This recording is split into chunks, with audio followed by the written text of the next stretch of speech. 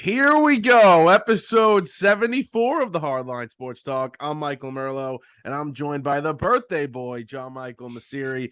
JM, happy birthday, and how are we doing on this fine morning? I'm doing good, man. 21. Can't wait to have that first beer. Oh, yeah. Feels good. Feels good. Looking forward to the celebrations, but I'm doing good. Wouldn't want to be anywhere else to celebrate my birthday. Perfect. Yeah, your first beer. I'm very excited for you, sweetie. We got a lot to do. I got a couple of things in baseball. We're going to bring in a special guest in a little bit. And football. We had a big football game last night. It's Friday right now. Big football game. And we're going to preview the upcoming weekend, which has a ton of really great games. I think better slate than week one. Hot take. I don't know if that's hot take or not, but very excited for that. We are going to start with Major League Baseball, though, today. We got a tight race in the National League East, and we're going to start there. The Mets just got swept by the Cubs at home, the first time they've been swept in a 3-game series this year. The Braves went out west. They lost a couple series in a row to the Mariners and the Giants, but this race is going to go to the end, and these two teams play each other, I want to say, end of September, early October. So this is going to be for Met fans a nightmare, and for other fans a good movie to watch. Yeah, no, I mean, compared to years past, I'd say this is probably a weaker year around the MLB in terms of races for the division. There's not a lot of tight races going on, but this is the one to watch, obviously. I mean, they're within a game of each other. And you're right. I mean, if I'm a Met fan, I'm very nervous. Grateful to be playing competitive baseball, but you know, it's not exactly the calmest of times. I mean, listen, we talked about it. I think either way, the Mets are going to be okay if they win the division or not. Now, obviously, the road to the World Series is a lot easier if they do win the division because of the first round bye and the home field advantage and all that stuff. But we knew this Braves team was going to be a problem. They've been a problem. They've been one of, if not the best teams in baseball behind the Dodgers since basically June. Um, and the Mets have, they got a problem on their hands. And listen, this Cubs series was brutal for the Mets. Luckily, the Braves finally, we always say the Braves just don't lose. Finally, they lost a couple of games. So the Mets are still okay. But you could also look back and say, hey, if the Mets would have taken 2 out of 3, swept the Cubs, something like that this weekend, would have been a whole different story. They could have a 3 or 4 game lead right now. Yeah. I haven't really thought about it like that just because of the way the team's been playing. I've been just saying Mets have been grateful that they still have some sort of lead. I think I texted it last night or the other night. The fact that the Mets aren't 3 games behind the Braves right now is pretty shocking. But you're right. You had an easy schedule. The Mets were supposed to take care of their own business. They've been great against teams under 500 this season, and they just haven't done that. And when they don't, it's funny because when they lose, and this is going to sound stupid, they don't score any runs. In their losses, they're averaging about 1.7 runs, but in their wins, they're averaging like close to 8 runs or something like that. So it's either they're getting off to a hot start and they're pounding teams, or they're losing and they're losing anemically. Wait, is This that actually, that's an actual stat? pretty sure in their the last 2 weeks. Oh, I was gonna say over a season. I'm like, holy No, crap, how's that even possible? no, Yeah, not okay. overseas. The last like couple of weeks here. Yeah, okay. That's the way their losses have gone. They've been anemic on offense. I don't think it's or like That's a big word for you.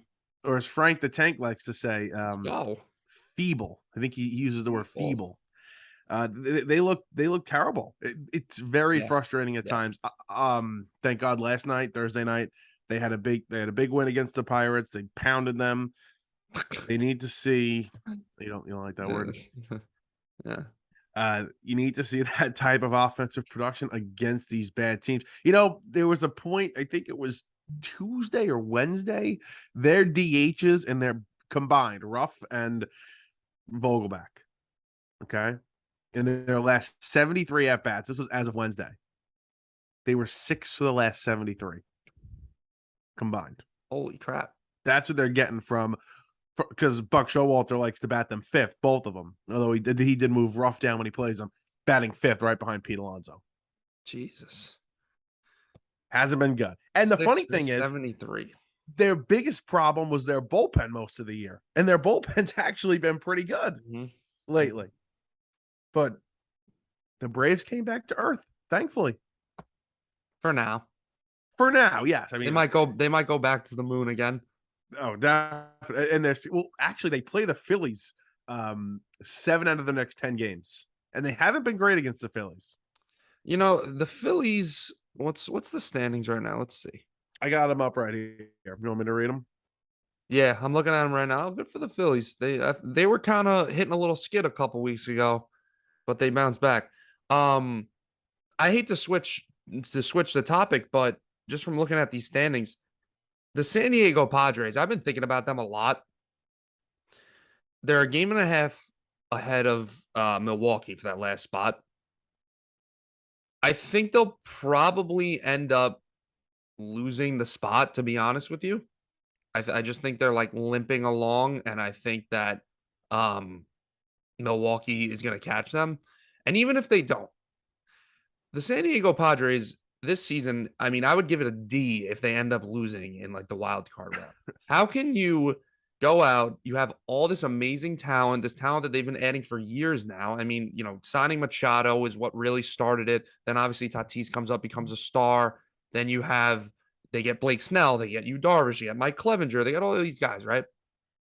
And now they go out, they get Juan Soto and Josh Hader at the trade deadline. I'm like, holy crap, this is literally looking like an all-star roster.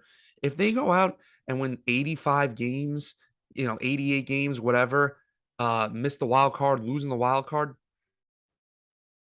I'm saying to myself, should AJ Preller really have a job? I mean, you're blowing up the farm system. Tatis, you gave this guy an extension. He's been a disaster. He can't even get himself on the field because of the stupid stuff he's doing off of it. And we talked about Preller being almost over aggressive at times, and maybe even with this trade and with the extension, obviously looks just completely terrible because they didn't evaluate the person. They only evaluated the player, and they only saw the player for, really a season, maybe a season and a half of games. And sure, we could look and see what an unbelievable talent he was, but they didn't evaluate the person either. And it's somebody you can't trust. You're 100% right. I actually don't think they're going to make the playoffs either, because if you get this Brewers team hot with their pitching staff, they could go on a run. And we've seen the Padres unable to do that. So with 18 games left, only a game and a half up on the Brewers, I would say the Brewers make the playoffs. And I really hope they do. I really And hope they do. the Josh Hader move at the time when they made the deal, it was like, wow, they got Josh Hader. But looking back, it really didn't make a lot of sense. I mean, you traded away Taylor Rogers, which one? I think it was Taylor. Taylor Rogers, traded him away, who had, I think, the most saves in baseball at the time or close to it. And he's gone to Milwaukee. Also hasn't been that great from Milwaukee. Both guys haven't pitched well for their respective teams now. But Hader's been terrible. Hader's literally been one of the worst relievers in baseball. And it's not like you just you got him for, a high level minor league prospect. So your major league roster isn't really feeling the effects of the loss. You went from having one of the best closers in baseball to now having an unusable reliever. I mean, he's been better as of late, the past couple of games, but still his numbers are way high. I think his season ERA is up to a 5 now. It felt like a move that was just so unnecessary. I think we even talked about it at the time. Flexing the muscles. Exactly. Yeah. Having an embarrassment of riches in your farm system and saying, you know what, let's trade for a guy that's one of the best closers in baseball. Yeah. When in reality, that wasn't really a need. Maybe another starter was a need. Maybe, you hold on to whatever you traded and just keep what you've got going in the bullpen. But maybe an extra arm without giving up Rogers was needed. So, again, just an over aggressive move by a guy that seems to be over aggressive. Let's talk about the team in their division, the Los Angeles Dodgers. They clinched the division with 21 games to go. They did it a couple of days ago. They're 21 games up in the division right now. But let's just put it in perspective. And we talked about it a ton, especially around this time. June 22nd, the Dodgers and Padres were tied for the division lead. It's now September 16th, 3 months later, 4 months later, whatever it is. I'm bad at counting months. The Dodgers have clinched the division. It's not close, and it's just an historic run these Dodgers have been on. Yeah, I mean, remember that was the time when the Padres fans were like so desperately trying to make it a rivalry, and the Dodgers just came out, swept them, like literally embarrassed them. Just really quick before we talk about the Dodgers, because I was looking at the Padres team stats and just seeing how everybody was doing. Soto has not been good either. Like, he has 3 home runs for the Padres. And listen, I don't want to do an overreaction and everything, because I think we know how good Juan Soto is, and these guys are still young, and they're not going to have their consistent MVP years like going crazy yet. But maybe we should chill with the Juan Soto with like already saying he's Ted Williams and just let the guy's career progress a little, because he's got an 843 OPS on the year. He's batting 234, 24 homers. He still hasn't had a 40 homer season in the big leagues, which is obviously no easy task. But if we're going to call this guy Ted Williams, I would expect to see some numbers like that out of him. So let's pump the brakes a little bit and, you know, just He's got a chill. 694 OPS for the Padres. Yeah. A 319 slug. He's been bad. Yeah. He's been a bad Padre. He has been. So you so can kind of tell why they're not going on this run. And I have a Josh question Bell's for terrible too. Yeah. I have a question for you. Couple of weeks ago, about a month ago, whatever it was, you told me on this show that the Atlanta Braves are the only team in the National League that scares you. Yes. Now, looking at the way the Los Angeles Dodgers continue to just embarrass their opponents and run away with their division, do you still stand by that statement?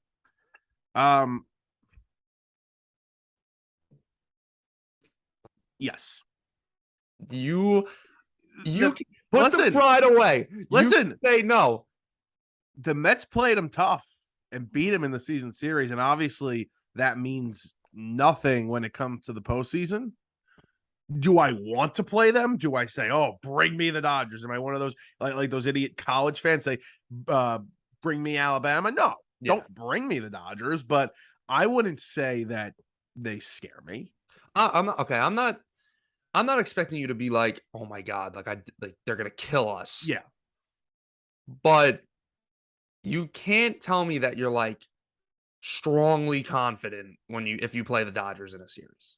I'm not strongly confident if we play the Pirates in a series. You could be confident in your team being like I think like we could play with like the best teams, but you can't be like, oh, the Dodgers don't scare me. No, I don't. I don't think that I wouldn't predict the Mets in a 7-game series to beat the Dodgers in a series. Do I think that? So they scare you. So they. Do I think they're going to sweep us? And I don't even want to watch. No, but I don't think being scared is being afraid of losing. Then I guess so. I'm afraid to lose everybody. If the Mets played the Phillies in a 3-game series in the wild card round, I would be scared of them. Technically, I'm scared. If the Mets were in the playoffs, I'd be scared of any team because I'm so nervous because A, I haven't seen my team in the playoffs much, and B, they have a good team. There's a lot of expectation. 7-game series. Who would you rather play, the Cubs or the Dodgers? Dodgers. After this weekend, who would you rather play? Look at exactly what it means. The Mets lost the season series to the Cubs. Yeah. They lost 4-3, and the Mets beat the Dodgers 4-3. So that's baseball, Susan. Exactly. It was funny because they beat the Dodgers 2 out of 3. It was 2 weeks ago, and they lost to the Nationals at home 2 out of 3. Mm-hmm. And then the Pirates 1 more. Okay. The Yankees. Let's talk about the Yankees quick, and we're gonna bring in a guest. We'll get to him in a minute. After the break, we're going to start with baseball. We're going to give like a whole overview, who we think are pretenders or not, who we like come this October, and whatever. I think the awards race, really the only 2 races that are close to the Cy Youngs and the NL Rookie of the Year. So we're going to, and that might not even be close. We're going to talk a little bit about that. We are going to talk about the Yankees, though, because now that they're not playing with minor league players, they're actually winning games. Mm-hmm. First ever guest, by the way. Yes. Took us to episode 74, first ever guest. We're very picky with who our guests are. Yeah. Really. Yeah. You have to be like high level. Yeah, I mean, finally, you still got a couple minor leaguers. I mean, Oswaldo Cabrera, love the guy. Can't hit a baseball really, but another IKF. Yeah, Marwin Gonzalez probably should be a minor league player. Hit a nice homer though the other day in Fenway. But Yeah, I mean, obviously, Aaron Judge has been carrying this team lately. But the reason why they've won the past couple games is the pitching's been good, and you got a couple guys whose bats are starting to come along. Glaber, especially, he has been. If you take away Glaber's August, he's like having a great year. He literally was just the worst hitter in baseball, basically in August. Um, but his bat's coming alive now. They're playing a little better. The pitching's been good, like I said. And they got a 6.5 game lead now. That was big. Yes, that was a big series for them. The Rays Blue Jays series. It worked out perfectly. I believe they split 2-2. So now Yeah. it's 6.5 for Toronto and 7 for Tampa, I think. And now you got a series coming up. I think is it next weekend against the Blue Jays, I want to say. I gotta double check that. Yeah, and that'll be for the season series too. The winner of this series will win the season series. Yeah. No, I'm sorry. It's after. It's like it's been like 10 days from now after the Boston series. And they're done with Tampa for the rest of the year, the Yankees. So 6.5 games, magic numbers like 14 now. I would say my stress levels have definitely reduced. This next week is gonna tell if this division is still up for grabs. If the Yankees still have a 6-game lead with like 12 games left or 11 games left, whatever the number is gonna be, that's gonna have to be like a historic collapse. Be like the Mets up Which 7 in 2007. yeah, I wouldn't put it aside. I wouldn't eliminate the chances of that happening, judging how this Come team plays. on. Every Yankee fan was freaking out, rightfully so. They were playing terribly. They had so many injuries. I held firm. I never thought they were going to blow this lead. Never thought they were going to do I it. don't. And Did you really? yes, I stood by it, even when it got as close as it did, because all the Yankees needed to do in these series against Tampa and against Toronto, if it got to that, all they had to do was like win one game, just Yeah. win one game with the team that they had, hold them off so they couldn't get as close, and that's what they did. And that series last weekend against the Rays, where they were able to come back and win the last 2 games and dominate them in the last 2 games, I think mentally put something in Tampa's head, like, okay, this isn't the same as the years past. And for the Yankees, gave them confidence, like, okay, we're going to win this division. We're just fine. We're getting our guys back. Stanton came back. That was a big series. Well, all I gotta say is thank God for the Minnesota Twins because they got us right back on. They got us right back on track. I've never, ever seen a team lay down like the Minnesota Twins lay down for the New York Yankees, or just a team dominate another team like the Yankees dominate the Twins. What was I that think stat? Their like stats against the Twins. 123 and 40 something I really want to find that. since like 2001 or something like that. It's insanity how good they are against the Twins, or how bad the Twins are against the Yankees. I don't even know what it is at this point. The Yankees are 114 and 39 against the Twins since 2002, including the playoffs. God. I don't think the Twins have beat the Yankees in a single game in the postseason in like their last 10 games or something like that. No. And if the Oh, you Yankees, want if the Twins were to, the Twins shouldn't even try and make the playoffs, because if at any point the Yankees are their matchup, no needs. Save the arms. yeah. Save the arms for next year. Yeah.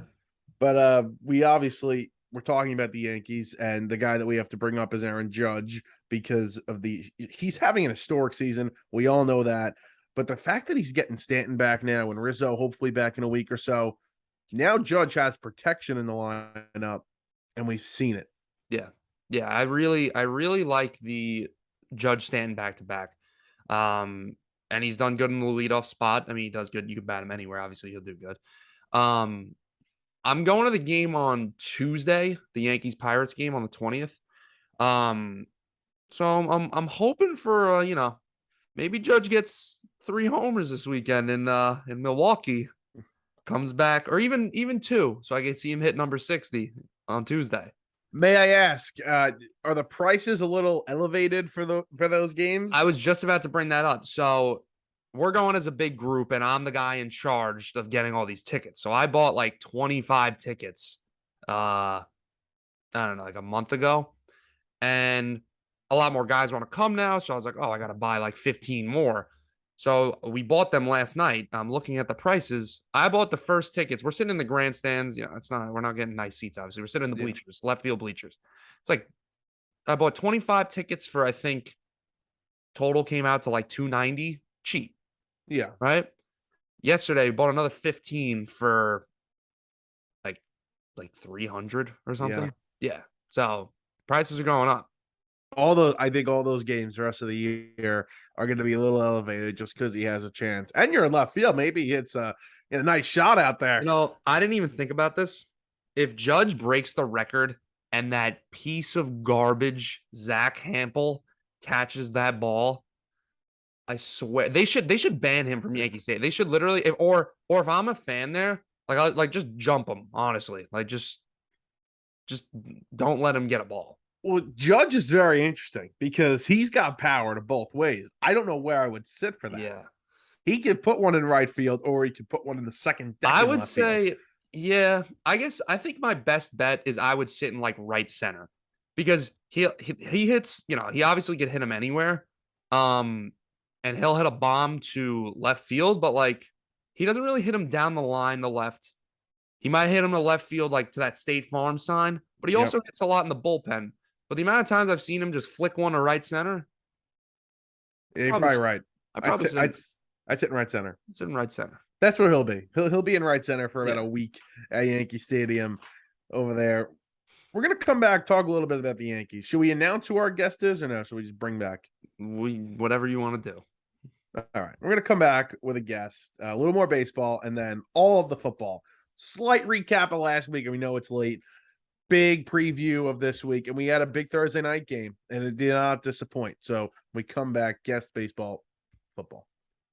Here we go. We are back, episode 74 of the Hardline Sports Talk, and we teased before that we have a special guest coming on. And if you're watching on YouTube, you see him and his pretty face right there. We have Joe Masiri, JM's brother, and Joe has a TikTok called Just Ball Analytics and is gaining some traction and is very interesting. Joe, how are we doing today? What's going on, guys? Thank you for having me on the show. I appreciate you having me on here. We're very excited. We've got a big segment of football to do after we kind of talk about contenders, pretenders in Major League Baseball right now as we head into October. We're out of the dog days and we're into the interesting month of September with baseball. We're really seeing teams getting tired or not, who is for real, who is not. So we're going to start there, and we'll start in the American League. Are there any teams? Is there a team that's not being talked about that you like to maybe possibly go on a run in the American League? Honestly, not really. I think that a lot of people are starting to kind of hop on the Guardians bandwagon in the AL Central. I think that their pitching is there. I don't think the hitting is very consistent. Honestly, I think that the American League just is not nearly as deep as the National League. The Astros, I think, are the favorites right now. They have the hitting and the pitching to get it done. The Yankees, I think health is the biggest thing of importance. If you get Benintendi, Carpenter, all the Rizzo, especially those left-handed bats back, I think that they have a legitimate chance to make a run. I think the rest of the AL East, I'm not really a big fan of the Rays. I think they have the pitching. I think the hitting is incredibly inconsistent. Their defense is very good, but again, I don't think the hitting is really there at all. And the Blue Jays, I think the pitching isn't really there. I think that if Barrios somehow goes on a roll, even though he's been one of the worst pitchers in the American League all year, I think they have a better chance. Kikuchi, I mean, he just seems like a lost cause. He's been moved to the bullpen, back to the starter role multiple times. I mean, he's just a swing man at this point that they gave a lucrative contract to. I think the Astros are clearly the favorite. I don't like any of the teams in the Central. I think the Yankees are all about health. And I think that for Toronto and Tampa Bay, it's multiple things need to kind of stack up for them to go on a run. Yeah, I was just going to say, I think a lot of people are trying to find that diamond in the rough team in the American League, and I really don't think there is one. And everybody was really big on the Blue Jays. Merlo, I know you picked them to win the World Series. I had them winning the East in the preseason, but I don't see it with them. And I'll tell you, one team that everybody likes to hop on now is the Mariners. Like, that's like the fun team, and I'm going to shoot that down because I think the Mariners are a good team, and if I was playing them in a series, I'd be a little concerned just because I think their pitching is so good, but they don't. This is going to be a year where the Astros or the Yankees come out of the AL, and that's it. They don't have the hitting, the Mariners, to get all the way to the World Series. I mean, I understand everybody falls in love with starting pitching and says, oh, you need starting pitching to make it to the World Series. That's cool, but you also need hitting. And also, that's such a cliche because we just saw the Atlanta Braves mash their way to a World Series with great bullpen help. I mean, the starting pitching was not the star of the show. So I think the Mariners don't have the offense to get it done. I don't think the Rays have the offense to get it done at all. I think the Rays are the worst. I would pick the Rays as the worst team in the postseason as of right now. Even worse, I agree with that. Worse than Cleveland. Worse than Cleveland, yeah. Yeah, I agree with that. I think the Rays are a fluke, honestly. Especially from looking at the Rays teams from the past couple of years to looking at this Rays team, it's not comparable. You could see it. Yeah. I disagree with you guys. Not on the Rays and not on the Blue Jays, although they're a team that if they did, for whatever reason, get hot, they would be something to watch. They're the team that I could see out of those Yeah. 4 teams, the teams that are not the Yankees or the Astros, they're the team that I could see as, okay, if they made it to the world, if they came out of the AL, I wouldn't be as surprised. I like the Mariners. I really like the Mariners, and I'm not predicting it because I think the Astros are too good. And like you said, if the Yankees do get healthier and they figure out things in the bullpen, they could go on a run. That wouldn't shock me. But the Mariners are a team.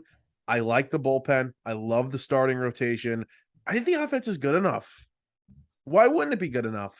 It's middle of the road. I think the offense is it's good enough to maybe win a playoff series. I mean, I think they could maybe make it out of the first round. And obviously they're starting pitching, like Jam kind of alluded to, with Logan Gilbert, Robbie Ray, Castillo. I mean, obviously it's very good. The bullpen is also very good.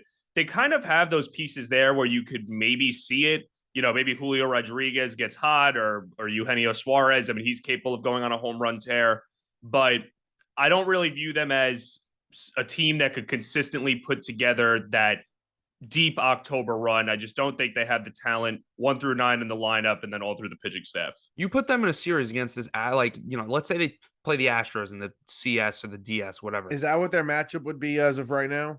I think it's Mariners versus Blue Jays right now. Yeah, to get it. Yeah, so it would be. And they would the winner of that would play the Astros. So the DS. Let's say the Mariners play the Astros in the DS.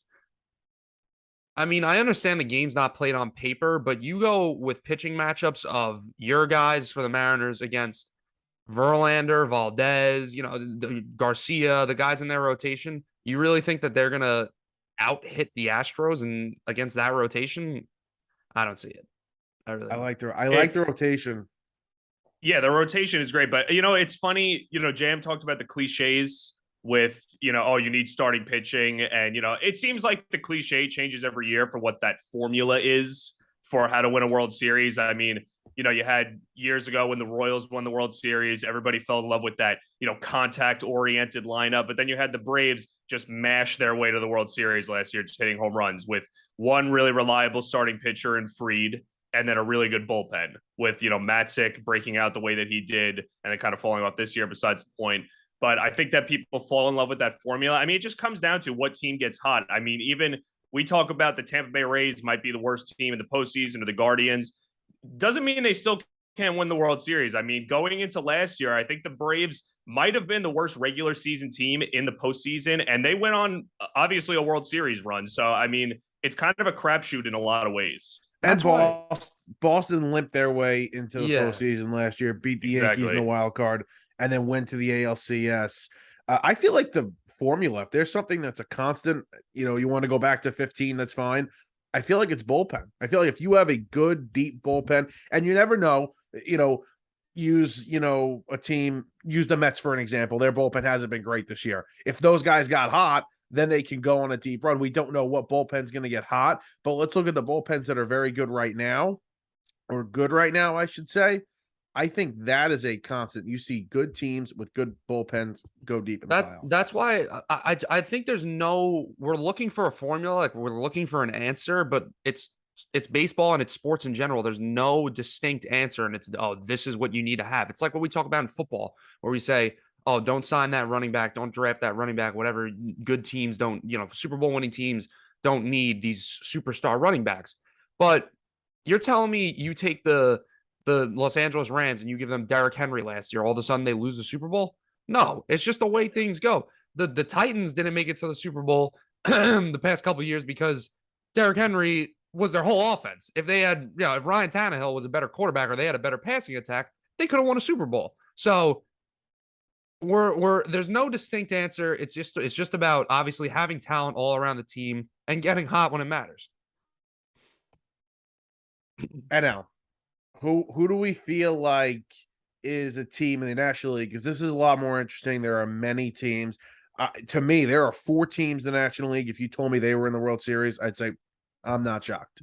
Would And one I of think those you teams get be to the those- Cardinals for you? Yes. See, I just don't see it with St. Louis. Why not?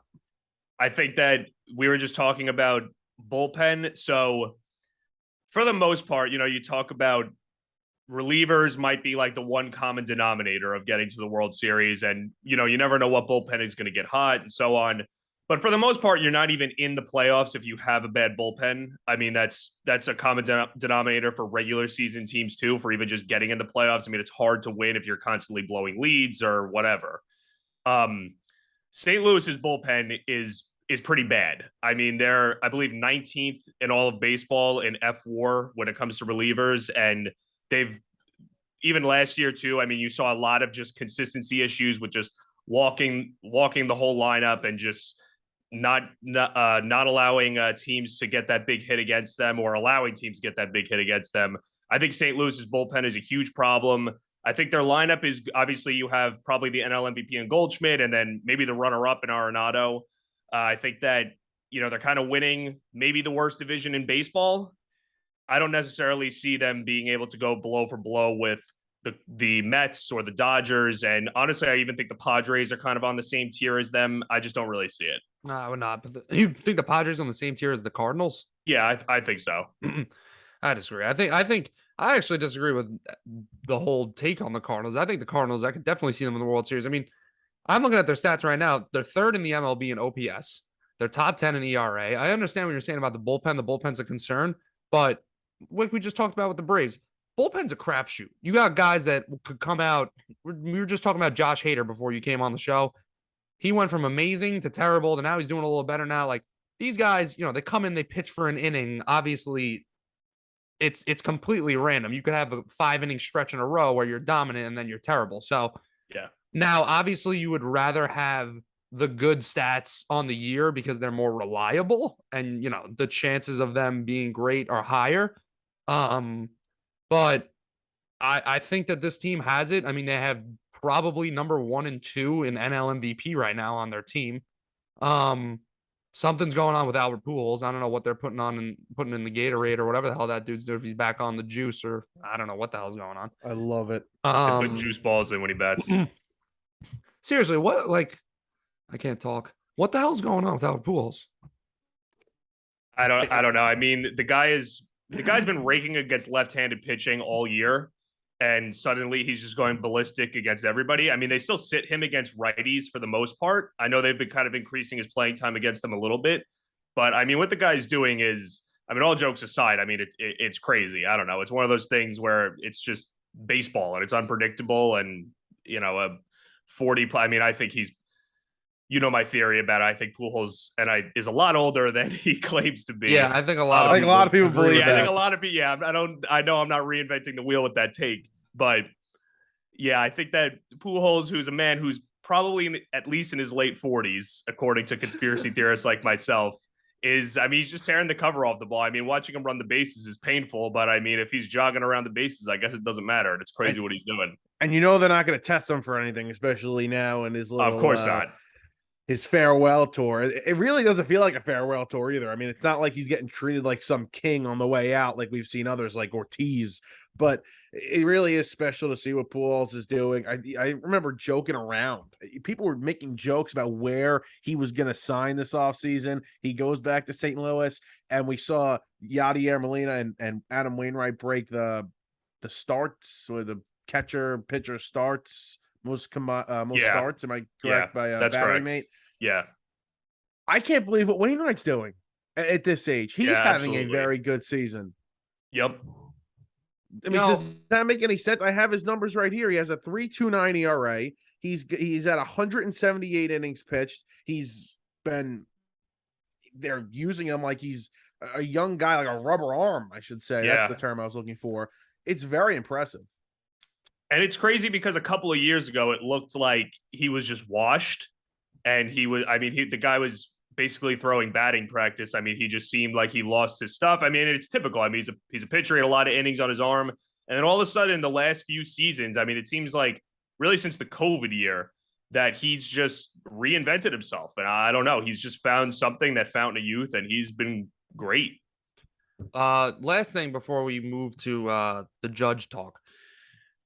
I said this like months ago when we were talking about, me and Merlo were just going over stats or whatever, and we were talking about the importance of defense and how like maybe we don't, as baseball fans, realize how important defense is. The top teams in terms of errors. So, the teams who have committed the least errors, top 10, Mariners, Cardinals, Phillies, Marlins, Braves, Mets, Twins, Astros, Dodgers, Reds, Yankees. 7 of those teams are all World Series contenders. You have the Reds, the Twins, and the Marlins are really all the other teams. All those other teams are in the playoffs, have a chance at a World Series. So are we not realizing how important defense is? Like when you look at the teams who have committed the most errors, they're all terrible teams. Yeah. Yeah, go for it. No, you go. I think that you bring up an interesting point. I mean, obviously, errors are just one way of looking at defense.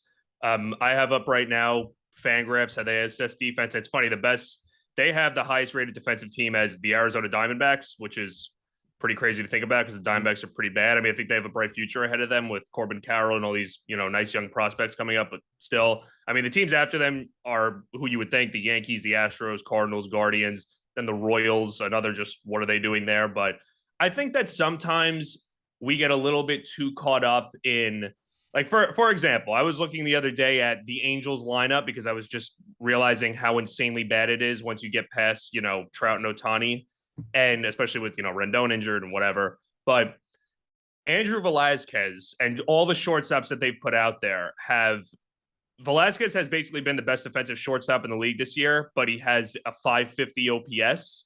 I think that, a guy like him is rare, but I think that sometimes with defense, a lot of the times, especially with errors, good defense is just a byproduct of having just a good team. Like if I were building a team, I wouldn't start off with, I want to make sure that I'm good defensively. I think that, if you have good players, and a lot of times, a lot of the good hitters in the league, especially at the premier positions, are good defenders. I mean, it just kind of tends to work out that way. They're getting the at-bats. They're in the lineup all the time. And, a lot of times they're good defenders as well. They have the athletic ability, whatever. I think that a lot of times it's just a byproduct of having a good team, especially now with the analytics, good positioning, all that stuff. So I don't necessarily think it's something that I would prioritize if I was building a team, but it doesn't mean it's not important. Do you think that good defensive teams could commit more errors just because, like, for example, they have better range or more opportunity? Like they know, they're positioned better or whatever. Yes. I mean, it's like the Derek Jeter thing. People back when he was playing would never say Jeter was an overrated shortstop. People thought he was a great defensive shortstop. He won Gold Gloves because he didn't commit errors. But now people look back and say, oh, well, he has the worst defensive run saved and UZR of all time. So maybe he was pretty overrated defensively. And now we know it's because he just didn't have the range. I mean, you can't commit an error on a ball you can't get to. If you don't have the range as a shortstop to backhand that ball, in the 5-6 hole, you're not going to make an error on it. So I think errors is an overrated stat at this point. And yeah, so to answer your question, yes. If you guys needed to pick out before we get to football, a World Series prediction, who would it be? Ooh, Mets Astros. That's my pick. Oh, I honestly haven't even really. I mean, off the top of my head, I'm going to go with a rematch. I'm going to go Braves Astros. I think Atlanta is just, the run of dominance that they've been on I mean, obviously they know how to get it done. They did it last year. I mean, I think that the team. I mean, honestly, this is not a hot take. The team that they have this year is definitely better than the team that won the World Series last year. Yeah. Obviously we talked about before they got hot, went on a run, but on paper, this team is better. It's way better. I mean, they're going to win much more regular season games. I think that, I mean, the Astros, obviously, we know how good they are. They have the hitting, they have the pitching. I think that there's much less question marks with the Astros than there are with the Yankees. I hope I'm wrong about that. I hope the Yankees do go on a run, but I'm going to say Braves Astros. I'm going to agree with Joe. I'm going to go. I mean, Astros, I don't really think you have to defend that one. They've been the best team in the American League. And then the Braves, you said it, Joe, they're better than they were last year. And these guys who they have that were there last year know how to win. I know that's a kind of an overrated thing, but they've been there before. I shouldn't say they know how to win. They've been in these situations, these really tough spots. A lot of them have won so many division titles over the past few years. They're just winners. And I'm going to say Atlanta gets there. I agree it's overrated, but it still does mean something. That's like it's the whole debate between like stats and analytics, and then like they're real people too. That's the thing. Like you still always have to take into account the human element. And especially in October, I mean, pressure does add up. And like you said, they've been there. So I think that, the pressure won't get to them as much as maybe some of these inexperienced teams. So that's why I agree with you. I think the Braves are primed for another run. They know how much of a crapshoot it is. So exactly. They know the randomness of it already. They understand that, and I think that's why they'll be ready for it. All right, let's move into the NFL here. We have a lot to get to.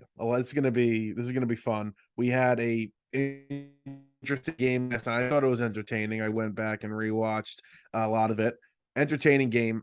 Two incredibly talented quarterbacks, and one who was a little banged up but made a very impressive throw at the end, and that was Herbert. What do we think of last night's game? Yeah, I mean, first of all, if you watch that game last night and you don't think that Justin Herbert is a dog, then you're wrong. I said it live and I still stand by it. Even take away the fact that he was hurt. That throw he made on 4th down last night was one of the most accurate throws I've seen in like a long time. That was an incredible throw. And I didn't realize it at first. When they showed that angle, like that overhead angle, he literally, the window that he had to fit that in was like incredibly small, and 30 yards down the field. Incredible. I think the game went exactly how I thought it was going to be. I didn't bet on the game. I did like Chargers +4, but I also didn't want to touch the money line because I felt the Chiefs at Arrowhead are tough. Look at him now that he's 21. He can talk gambling terms real officially. I got that. I got that backdoor cover last night. I was jumping for joy. Good thing I say all this stuff and then don't bet on the game, so I just don't win any money.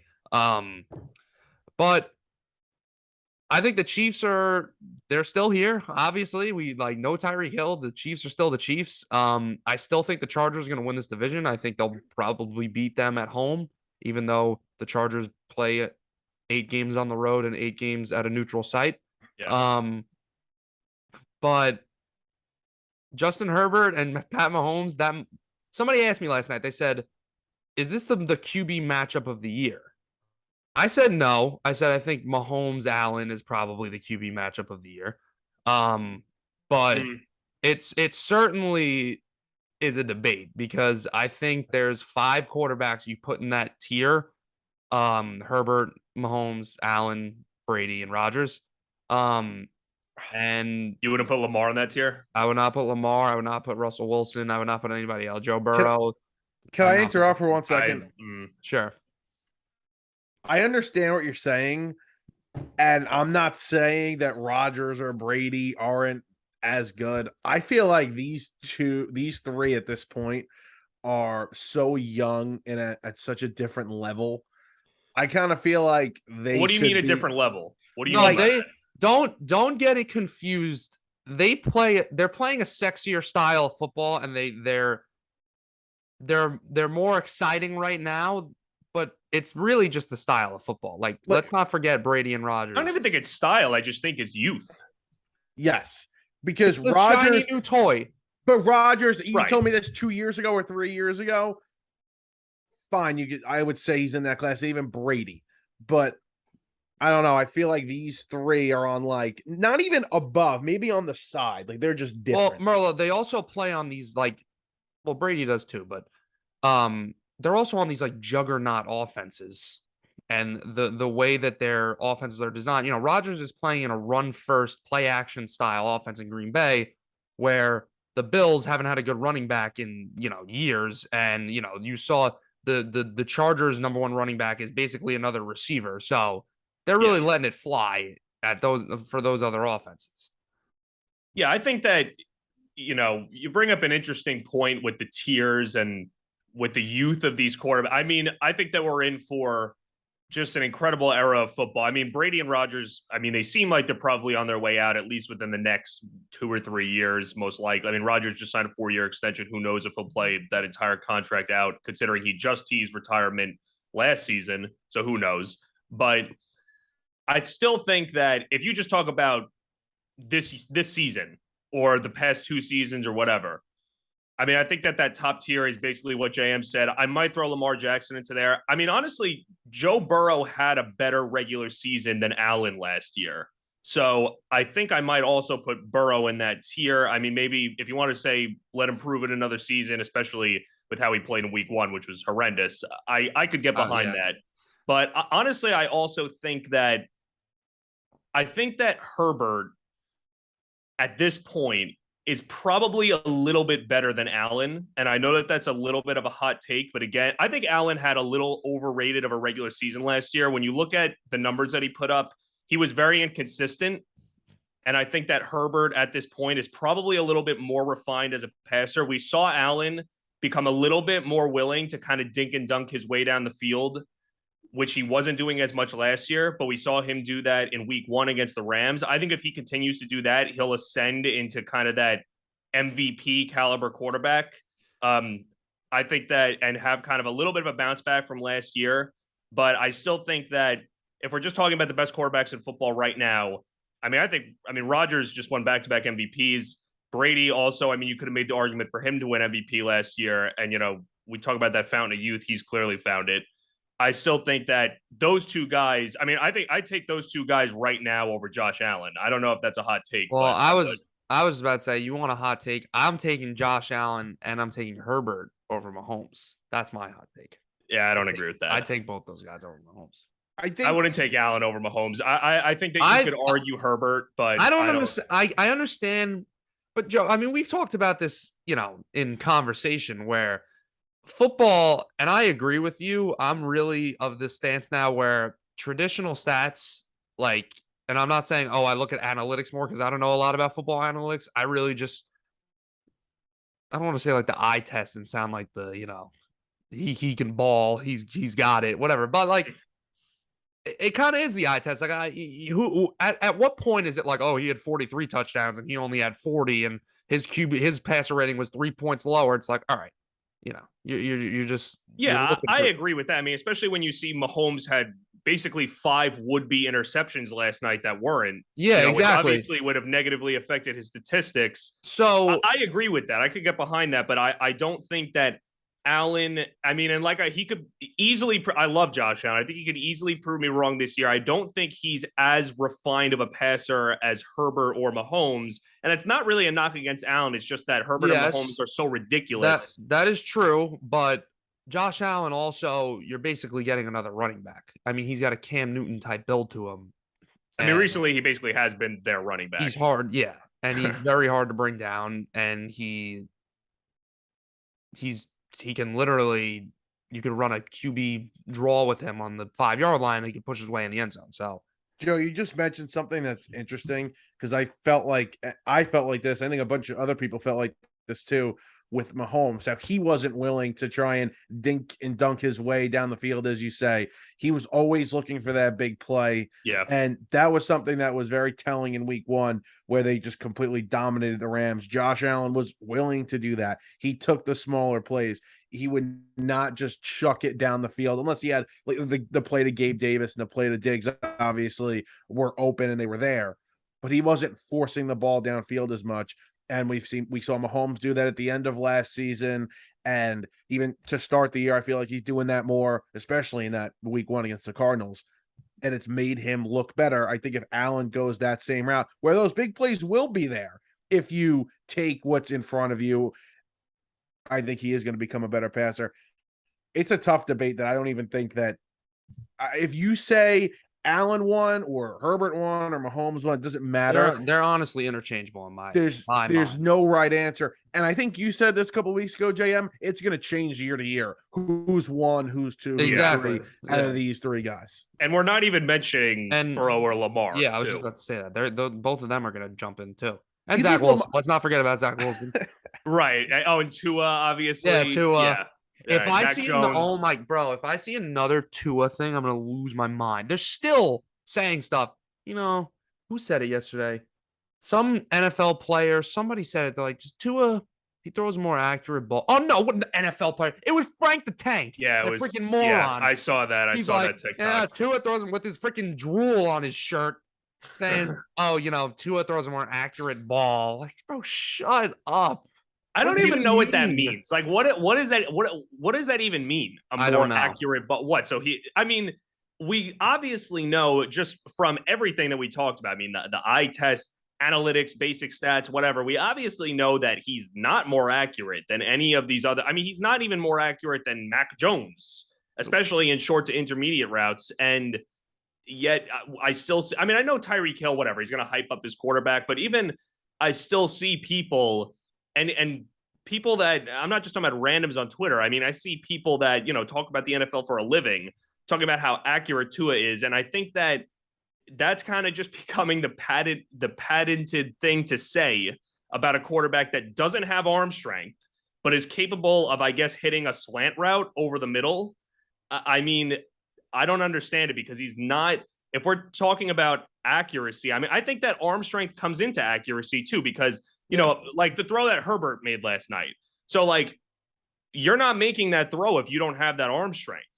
I mean, to be able to fit it into tight windows is part of accuracy. And if you don't have the arm strength to fit it into a tight window, then you're not super accurate. And Tua, I mean, I saw something about him a couple of days ago that I thought was really interesting. I believe it was Kurt Warner that was talking about this, that Tua's mechanics are just like all over the place, that he'll go to throw a deep ball to the left sideline and he'll step towards the right sideline and then throw against his body. And he does that consistently. Like, he's not throwing with all of his body weight behind him. So I agree with you, Jim. I see the stuff about Tua and it just blows my mind. I can't believe people are serious about this though. Like, they know. actually, and listen, I don't think he's terrible. I think that he could have a year where he proves that he could be, an average quarterback, if he's on the level of, right by or even a little below Derek Carr or somebody like that, like a middle of the road quarterback. It wouldn't Carr shock me. I know. I'm sorry. Well, Derek Carr looked like crap on Sunday. He did look really bad. For another day, though, because he's just force feeding Devontae Adams. But did you see what Tua said? It was a press conference, I think yesterday, Thursday or something like that. He said something about not being able to see over the offensive line at times or the defensive line at times. I didn't understand what he was even saying. He the sentence was just like grammatically made no sense. He kept like repeatedly being like, if you can't see me, then I can't see you. And then if I can't see you, then you can't see me. And then I can't throw to you. And it's like, dude, just say like you're short and like you can't see sometimes. Like, that's it. That's all you gotta say. Pretty funny. Yeah. I saw a comment too. It was like, an NFL quarterback actually said this. Like, this actually came out of his mouth to reporters. Nothing will ever be as bad as what Drew Lock said, though, last year, when he said that 50% of the time he doesn't even know where the ball is going when it leaves his hand. I mean, that's an all-timer right there. I couldn't, but like, I thought when I saw that it was satirical. I didn't think it could be serious, but like, he was starting at that point for the Broncos. And I mean, no wonder he couldn't win a job over Geno Smith. I mean, Geno Smith is him, as we saw the other day, but that's a wild quote. Speaking of NFC West quarterbacks, you see the Call of Duty beta comes out. this weekend. So I I we're already keep know out. what you're gonna say. So the we Cardinals know are that so screwed. the Raiders are a lock this Lock. week against the Cardinals. Lock. Lock that in. Lock. The Raiders are a mortal lock. And Yes. you see Cardinals also suck. Devontae Adams, like grandma's coming to watch him play the game. Oh yeah, I saw that. Every So- Devontae prop Yeah. over. His- Absolutely. His touchdown, like to score a touchdown, it's gonna be like minus 200. It's gonna be the biggest I'd still favorite take of the it. weekend. Oh yeah. Yeah, I'm gonna take it too. All right, let's move on here. We're gonna I want to get into this. We were talking about it off air. Rob Saleh and the Jets. Now, I'm not going to criticize Rob Saleh for going 4-13 last year. I'm not even going to criticize him for losing week 1. It is what it is. It's not maybe getting blown out in week 1, but either way, he doesn't have his quarterback. But I don't like the way Rob Saleh has handled himself with the media. Because of Yeah. In what way? Well, I thought you guys were gonna critique there. Okay, so I got a couple of things. Well, I have nothing to Number critique one. yet. Number one, now he didn't specifically say the fans, and he may be talking about the media when he asks for the receipts. Okay, but with Okay. his description of talking about the people that have been doubting him, that have been hating or clowning him, I think he said, clowning the team. Doesn't that fall under the fans too? Don't you think the fans are criticizing the team? They're part of the group that are being critical, that are clowning. Fans will do that, especially when things are bad. Rob Saleh never specified whether or not he was talking about the media or the fans. And I think that this is a bad road to go down, even picking fights with the media, picking fights with the fans, although I don't think he's specifically doing that, but he never said he wasn't. you're not. I don't know if it's because you're not a Jet fan or you're looking at it like if you're looking at it from a different perspective. My immediate reaction when I saw that quote, I was like, this has nothing to do with us. Jets fans are on Twitter and wherever else are like making like memes, like good memes about this and saying like, let's go, like bring me the receipts, like when we beat Cleveland this weekend and stuff like that. Like, I think when you look at Rob Saleh's like whole identity with this team and this whole culture he's trying to build, I think this aligns with it. I mean, like use it in comparison. Nathaniel Hackett just had a real bozo move the other day, and he comes out in a press conference and is like, well, looking back, we probably should have. Yeah, that was gone for it." pathetic. Like that was like pathetic. spineless. Like, Yeah. bro, if like at least like have some pride and double down on what you did. Like have a little confidence. So no, I think looking at how the media has treated the Jets, especially recently, you have that moron Stephen A. Smith, you know, laughing at them and whatever. And I mean, rightfully so. They've been a laughing stock. Rob Saleh is just trying to hype up his fans and hype up his team and saying, we know what we're building here. We know we have something special.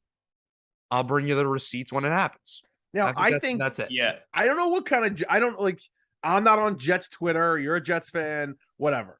From what I've seen and from what I've heard, not being a Jets fan, fans are pissed. Maybe it's the older crowd that is pissed About the but- quote specifically, or just About about the the state of the team?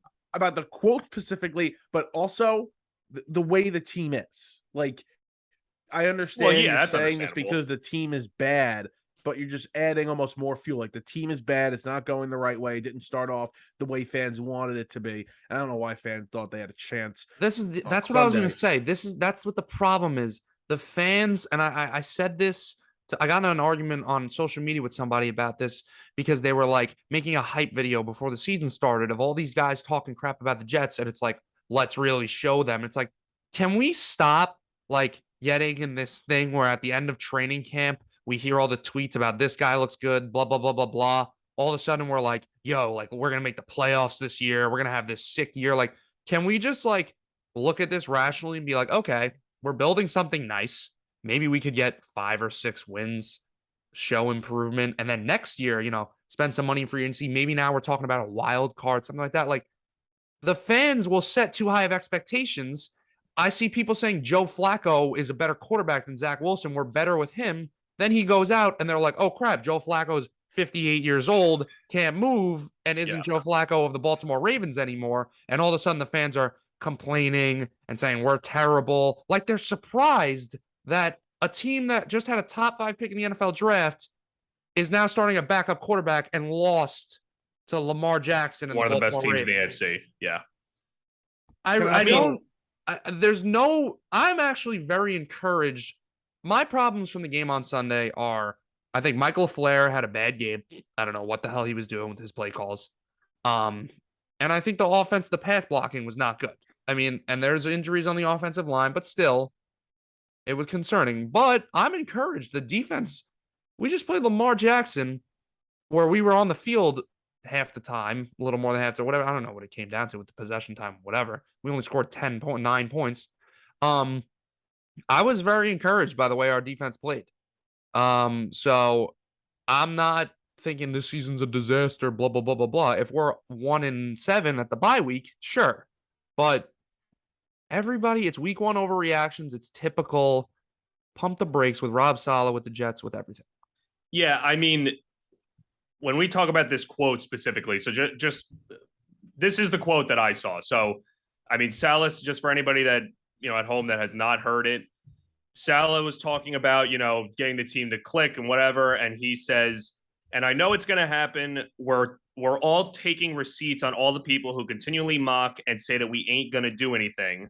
And then he continues and says, I'm taking receipts and I'm going to be more than happy to share them with all of y'all when it's all said and done. So I didn't even see that quote before Merlot said that, he came in and said, Saleh's a clown or whatever. And I didn't know what he was talking about. And then I went and saw that quote and I was like, am I missing something here? Because I just don't see how that quote's, first of all, I don't see how it's bad. And I especially don't see how it's coming after fans at all. I mean, when you're talking about receipts, I mean, like JM said, when people are making hype videos in training camp to, of the doubters and proving them wrong, they're not playing clips of, Vinny from Staten Island on WFAN saying the Jets are going to suck. They're playing clips of, Stephen A. Smith and whoever, the, people on ESPN, on CBS Sports, whatever it may be. I don't think that the opinions that they're talking about are the fans. I think that the people they want to prove right to are the fans. I think that they are talking about these receipts referring to the media. And then when we talk about just, Saleh in general, I mean, the fact that people already want to jump on him after week 1, I think is crazy, especially after, I mean, you're talking about a game that going into it, you were 7-point underdogs and you had Joe Flacco. I mean, honestly, that probably wasn't even enough considering you had Joe Flacco at quarterback. And I honestly just, I think it's classic New York media, the New York mentality of overreacting. We see it constantly across all of the major sports here. And as somebody who's not a fan of either of the New York teams, I mean, I honestly, a lot of times it's cringy. I see it and I cringe. I'm like, can you have a little patience? I mean, the way that you don't succeed in the NFL is by constantly having overturn in the front office, in your head coach and your coaching staff. You need to have some form of stability. I mean, even, in the case of the Giants, I mean, if the Giants win 4 games this year, but you really like Dabble and you think, all right, we could build something here, you don't fire him. I'm not saying that they will, but I mean, even this year, the Jets, I mean, if Wilson doesn't come back to week 5 and, he plays decent and maybe he takes some small steps forward, whatever. I mean, I don't think that you fire Saleh based off of that. I mean, I don't, if the Jets win 4 or 5 games, I don't think anybody was expecting them to be a playoff team. So what's the point of firing him? I mean, if the players like him, why get rid of him? And everything I've seen so far is that the players do like him. So I just think it's a classic overreaction. For the New York media and the way New Yorkers like to identify themselves, we could be pretty freaking sensitive sometimes too. Like, can we give this a break? Like, as Jet fans, like now you're gonna be like, oh, Rob Saleh, he sent a comment towards us. I don't care, dude. If Rob Saleh came out and said something like to the fans saying like, screw you guys, like, sure, I'd be like, damn. But Merlo, I'm going to use you as an example. If you saw Tom Coughlin walking down the street right now, you would kiss him in the mouth. Okay? Of course I would. Is Tom Coughlin the nicest guy you would have ever met or the nicest coach the Giants have ever had? No.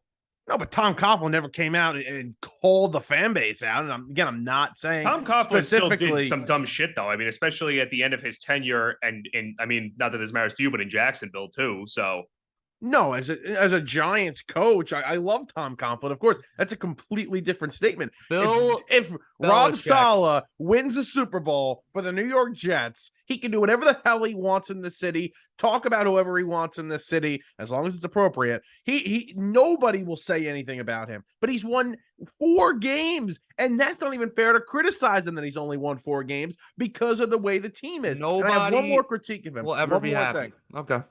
No. If you win, You'll- JM, we haven't. You'll seen never it, be you happy. Will be happy. If he goes out and he's a puppet and just is giving, scripted answers, everybody's going to be like, who the hell is this guy? Or do we have a robot for a coach? But then if he goes out and makes a little bit of a testy comment, it's like, who the hell are you to say this stuff? Blah, blah, blah, blah. Everybody wants to see problems. Everybody's just sensitive. For fans that pay and have paid so much money to go watch this team play, bring their families, eat, drink at the stadium, to use the word receipts the way he did, trying to prove people wrong. Say you're trying to prove the media wrong. You're Try and making call this the media one out. thing. I When disagree. I see a head coach like Rob Saleh running onto the field to give his player a chest bump after a big 3rd down stop, that hypes me up and that makes me think, okay, I'm glad this guy's our coach. I'm glad that I invest all this time in this team and he's as invested. Versus when I see Adam Gase, his eyeballs rolling to the freaking back of his head and popping out of the sockets, not knowing what the hell's going on. I'm taking Rob Saleh. Think about it from Rob Saleh's perspective. I mean, imagine that you're him. So you're seeing all these comments. Right. Okay. Imagine you're seeing all these quotes from the media and whatever. You're the head coach of this team, and they're saying Jets are going to suck. They're going to win 3 games. Zach Wilson isn't it. They're going to have to draft a quarterback. Well, all this stuff, right? Saleh is not doing a great job, whatever. And just talking about the team in general and criticizing them. Then you're him and you're seeing those comments. Is your mentality going to be, yeah, they're probably right. We suck. Yeah, you know what? No, your mentality is going to be, I want to shut these people the hell up. I want to win games. So even after you go out there and you lose that game week 1, it doesn't mean that it's a testament to your entire season. You come out and you say, we see those receipts. We feel like we're building something and we want to prove them wrong. I think that it's the exact right mentality that you want to have. Joe, I like that mentality, but again, specify. But he doesn't have to specify. I'm not talking about our great fan base that have sat here and suffered for years. And sure, the past regimes are not his fault, but specify you're not talking about. But why does he? I mean, they have every right to be fragile. This fan base has been tortured for years on years on years. If the Jet fan wants to get upset about something, they deserve it. If they are upset with something that's going on with the team, they deserve to express how they feel. I'm like a lawyer for New York Jet fans. I'm trying to help the fan out. If you want to be upset because you deserve it. Specify it. But be upset about the right things. I mean, if you want to be upset about the fact that, they were unwatchable on Sunday, sure. But I think being upset because he didn't specify that he wasn't talking about fans. If anything, I think if he would have said, we're keeping the receipts, but we're not talking about the fans, I would think, wait a second, maybe he was, but he didn't, but he realized he wanted to backtrack and didn't want to offend anybody. I just don't see how that quote is. I mean, it's like if I said, Justin Herbert is so good. And then you said to me, so you think Lamar Jackson sucks? No, I didn't say that. Why would I have to specify that I think Lamar Jackson is also good? I think that he was just talking about receipts, which in my mind is clearly so if it's a receipt, it means that it needs to be either aired. You need to have a record of it. So it needs to be either, on Twitter or aired on television or on the or whatever. So to me, that would be referring to the media. I just don't understand how that applies. I don't understand how that quote could be misconstrued to apply to fans. I just don't. I don't see it. Fans can't go on the radio and criticize the team. That's aired. There's proof of that. So you tweets from fans. Yeah, sure. But again, do you really think that those hold as much water or as much weight as what a writer at ESPN or somebody on a broadcast, on like a professional on a broadcast is saying? I just think that it's a reach is all I'm saying. It's a reach. New York media, overthink, non-story. Let's just not. Exactly. It's a non-story. It's like I it's agree. I like love New York media. it's like every week when Aaron Judge I gets don't. asked about free agency after the game, and everybody's like, "Oh, Yup. he's going here, he's going there." It's like, bro, what are you expecting to give Did you you the see what same SNY answer did? every time? Oh yeah, they took like two Yeah, quotes. they took and two just- quotes Yeah. about. They asked Judge about the Red Sox. Going to the L Red Network. Sox. If you watch the actual video, he literally like laughs and gives the guy a look, and he's like, "Yeah, we'll talk after the season." And then later on, they ask him about playing at Fenway Park, and he says, "Oh, they're some of the best fans in the world, whatever."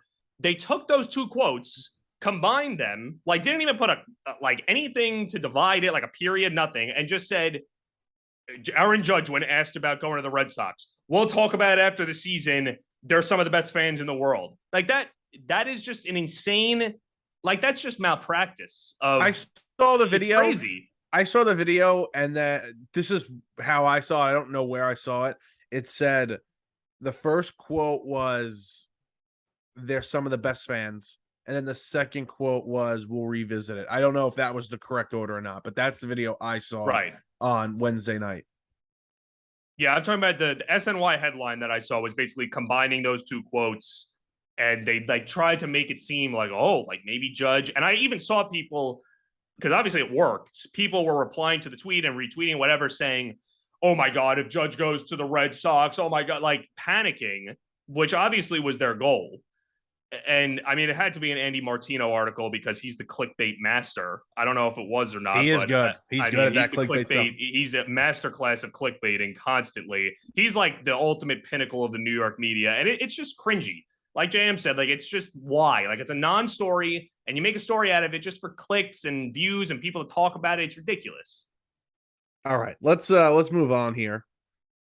We'll see what happens with the Jets. I actually like the Jets to cover the spread this weekend against the Browns. I do. Great. I like them Nice. to keep it close. They'll lose, but they'll keep it close against the Browns in Cleveland. Let's get into Dak Prescott and the Cowboys very quickly before we kind of look ahead to this weekend's NFL matchups. Dak Prescott injured on Sunday night. Now, Jerry Jones says they're not putting him on the IR. I saw this morning or yesterday, I forget when, that week 6 is possible for a return for Dak. I don't know how that can happen, but we'll see. He's not going on the IR, and they're not trading for a quarterback. What do you guys think of that? I think that I'll first touch on the part about not trading for a quarterback. I always find that so funny that whenever a guy, a team starter goes down, especially when it's a good starter like Dak Prescott, he's not elite, but he's good.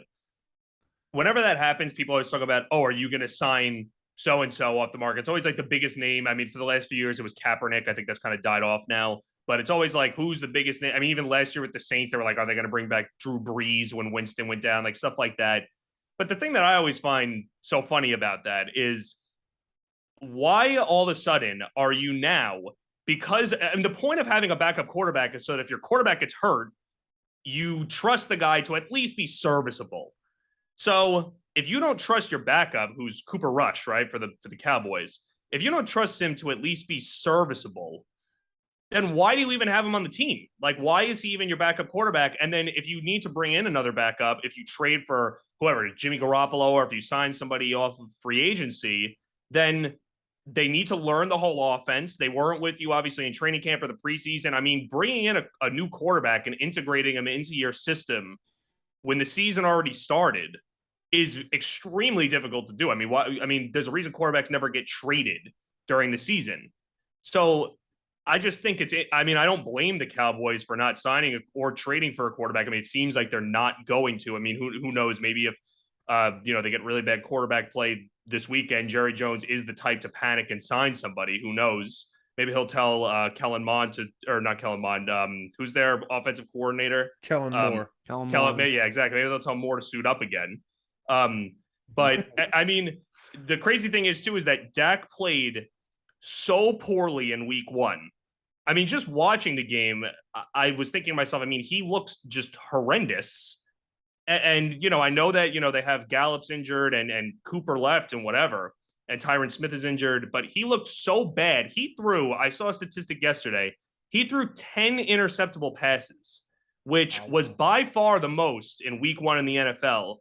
Most guys threw, 3, 4, and that's even kind of like the middle of the pack. Like Jared Goff threw 5, I believe, and Dak threw 10. Like that's, I mean, if he was going to keep playing like that, maybe it's not even that significant of a loss. So I don't blame Dallas for not signing a quarterback. I mean, I'm sure he'll play better once he comes back, Dak, but Dallas might be already out of contention by then. I mean, especially if Philadelphia continues to play as great as, we think that they could, Dallas might be out of it. Yeah, and Philly's going to be there's a chance they're 5-0 by the time Dak comes back. Their schedule is very light after this weekend against the Vikings. So you're 100% right about that. Dak looked like crap. The team did not look that. I mean, defensively, they look pretty good, but their weapons, a lot of injuries up front. Their offensive line did not look good at all. They're going to get Gallup back eventually, but I'm not in love with this team. And I think they're going to miss the playoffs. I said that before the year. I didn't think that they were going to make the playoffs. So I think the only thing that you can blame them for, and obviously Dak had that injury to the ankle, which was kind of a freak injury, you could say, but this guy has missed some time over the past few years. You would think that you would have a better backup in place, better than Cooper Rush. The only guy I could see them at bringing in was Gilbert, that guy Gilbert who played for them a couple of years ago, even last year he was with them. So that's the only guy I could see. But you're right, it is difficult to trade for a quarterback or even sign one not being acclimated to the system. Exactly.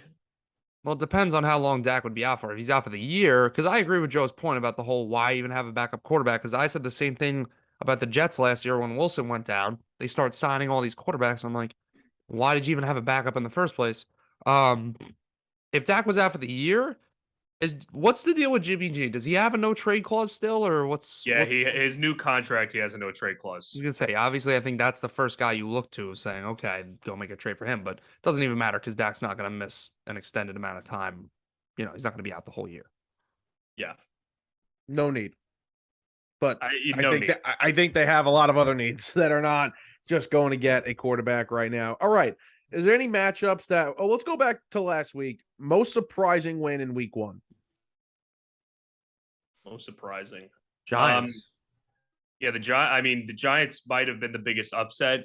I would also say, watching the games live, seeing that comeback, the Saints were obviously the favorites going into the game, but the way that they came back was crazy. I guess against the Falcons, it's kind of expected at this point. With their history of just blowing crazy leads, but the Giants, honestly, I was very, very low on the Giants going into the season, and I'm still low on them. I don't think that they're going to have a winning season or anything like that. But the biggest difference maker to me about the Giants and what I saw in that game, and I went back and watched some of the film yesterday, was that Saquon looked way better than he did last season. And I don't even necessarily think it's just, I know the excuse the past few years, whenever Giants fans talk about Daniel Jones or Saquon, especially last year, was the offensive line sucks. So, obviously they're going to suck. And that's not necessarily wrong because their offensive line is pretty bad. But I didn't think the Giants' offensive line was incredible by any means on Sunday. But Saquon just looked explosive. Obviously he wasn't fully healthy last year. And, you never know with running backs bouncing back from major injury. But I think that was very encouraging the way that he looked on Sunday. He looked great. No, you could tell last year that something was off with him, and it was clear that he didn't trust himself. He didn't trust his knee still, and then he hurt the ankle in that Dallas game on that freak injury where he rolled it. But the offensive line was bad last year. I thought they played pretty decently well on Sunday, but you're right.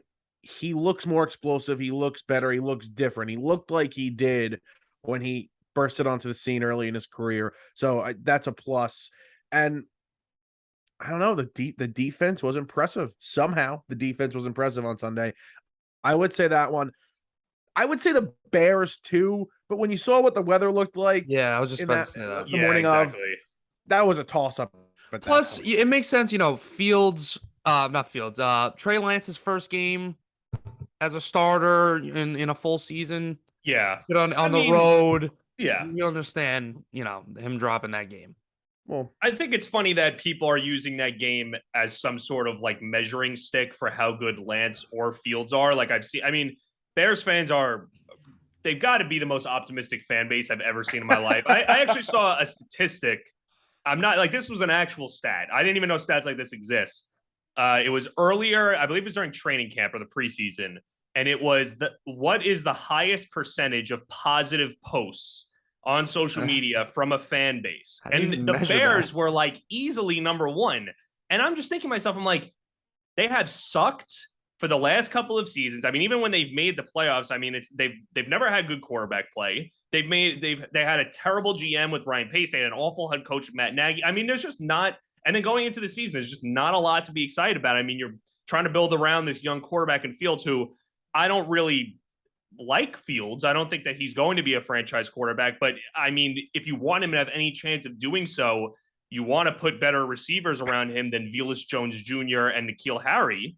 So, and obviously a better offensive line. Their offensive line is terrible.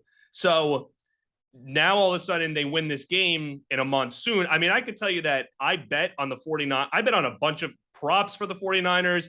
I had 49ers -7. When I turned on my TV that morning and I saw that it was a monsoon in Chicago, I was beside myself because I'm like, none of these bets are going to hit now. This game's going to be a total crapshoot. Whenever you have weather like that, everything that you thought going into the game just goes out the window completely.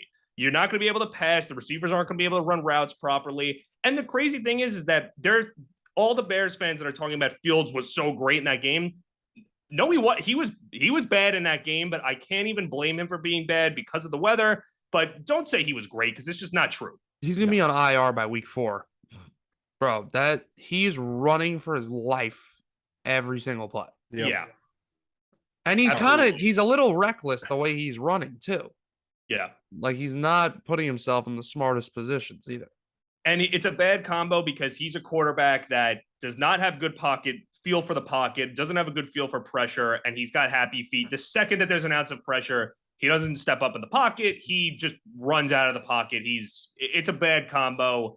And like I said, if you want any sort of indicator of if Fields is a franchise quarterback, I mean, you got to put a better offensive line around him. I think the Bears are still, I mean, if they won 2 games the rest of the season, that would not shock me at all. I don't think, if the 49ers lost 2 games the rest of the season, that wouldn't shock me at all. I had the Niners as my 1 seed going into the year. When you have all the circumstances that we already talked about happen for that game basically meant nothing to me. I want to call it a surprise. If the weather wasn't the way it was, I would say it was, but because of the way it was, anything could happen in weather like that. No surprise there with the weather. No. All right, let's move on quickly. Let's talk about some games this weekend that we're looking forward to. I have a couple jotted down here. One of them, Buccaneers and Saints. I'm excited to see this one. The Saints, you talked about it before, Joe. Big comeback win against the Falcons. The Buccaneers, they looked real well. The defense played great against Dallas, but Brady has had a hard time against the Saints in the regular season since he's gotten to Tampa Bay. Yeah, I really like the Saints in that game. I think that this is probably the best Saints defense of the last couple of years. And I think that the Buccaneers, I mean, their offensive line going into week 1 was looking shakier than usual. And now they lost, I'm forgetting the tackle's name, but they lost their starting left tackle in Donovan Smith. Yeah, right. So they lost their starting left tackle in the game last week. It looks like he's probably not going to suit up for this game. The Saints have a devastating front 7. I think that, Godwin's out. I think the Buccaneers offense didn't look great in week 1, and I don't see it getting much better in week 2 because of the things I just talked about. So, and the Saints have had Brady's number, so I like the Saints in this game. I like the Saints too. I agree. I mean, I've had the Saints losing the division by a game, I think. I have them going like 11-6 or something like that. And the defense is really good. You're right. I want to see a little more out of Chris Olave, though, next week. Yes, he was. Yeah. He was almost non-existent. Jarvis Landry was getting. I think he had the most catches and yards. They have great receivers outside of him, though. So yeah. But I'd like to see a nice game for Chris Olave. The Bucks. They looked good. They didn't look. I mean, I understand they're not healthy, like you said. Godwin's hurt. Is Evans going to play? He's on the injury report. He better play. I don't even know if he's going to play. Where is the game also? New Orleans. Yeah. Give me Saints money line. Honestly, I might take that. And a couple of the other really great games, those are Monday night. We've got the Titans and the Bills. That's at 7:15. Then at 8:30, we've got the Vikings and the Eagles, the one I'm really looking forward to. I like the Eagles in this one, although a couple of things are changing here. I still like the Eagles, though, to get this win. Yeah, I like the Eagles and the Bills. I think that I don't think the Titans are going to be very good this year. I didn't like them going into the season, and I thought that an X factor for them was going to be Robert Woods, and he was basically non-existent in the Week 1 game plan. So you're talking about the only reliable veteran receiver on the roster, and obviously he's coming off of a major injury, and now suddenly he's not a factor. I mean, it could change going forward. Maybe he's still getting acclimated into the offense, but I don't really like the Titans. I think they have a good defense. I think the offense is. I think we might start. Again. I want to put an emphasis on might. We might be starting to see a decline from Derrick Henry. Yeah, everybody's saying that. Yeah. I said it before Week 1. We'll see. It could be the Giants defense just played so well. I don't think that's the case. I think that we're going to see it this year. Plus injuries, it's tough to stay healthy at this position and be hitting the legs like that so much. Not easy. I agree. What did you think they were going to be, Joe? Like win total before the year? I didn't think they were going to be terrible. I thought like 8 or 9 wins, but I thought that the Colts were pretty clearly better than them. And I think the Colts will play better going forward than they did in Week 1. Week 1 is not an omen to the rest of the season for a lot of teams. Yeah, I thought I had JM thought I had them a little low at my win total. I'm at like 7 or 8 wins. JM thought that was slightly low. Might be right. I mean, who knows? I think they're gonna. Hey, listen, no team in that division has a win yet, so we're gonna see. Last thing, Joe. Yeah. Jack keeps telling me. Did you actually say the Jaguars are going to win the AFC South? I mean, I was like half joking. I think that the Jaguars will be better than people thought going into the season. I mean, they completely sold in that game against the Commanders Week 1. I think that Lawrence is primed to take a step forward, but will he actually do it? I don't know. I like their running backs. I think that their offensive line is pretty good. I think the defense is a little bit better than people think it is. I like the weapons they put around Lawrence this year too. I think that, a lot of people ripped on Kirk for the money that he got, but I think he's a pretty good receiver. He had a great Week 1. I mean, I think the Jaguars could be better than the Titans. I could see, like Merlo said, if the Titans win 7 games, I mean, I could see the Jaguars maybe winning 8 or maybe 9. I think they can. Dougie P. That's the boy. Yeah, and going from Urban Meyer to anybody, you could put me at head coach for the Jaguars. I mean, we talked about all-time quotes before. The thing that he said, who's that 99 guy on the Rams last year? I mean, that's that's unbelievable. Mm-hmm. So, yeah, I think the Jaguars could be better than people think. All right, Joe, thank you very much for joining us. Episode 74 is about to wrap up. Give your ats on TikTok pretty quickly. Yeah, at Just Ball Analytics. I'll be posting. I post TikToks all the time there, talking about sports through the lens of analytics, and I'll be putting a bunch of stuff from this podcast. Thank you guys for having me on. We appreciate it. Thank you for coming on. We'll be back next week. Enjoy next week's games.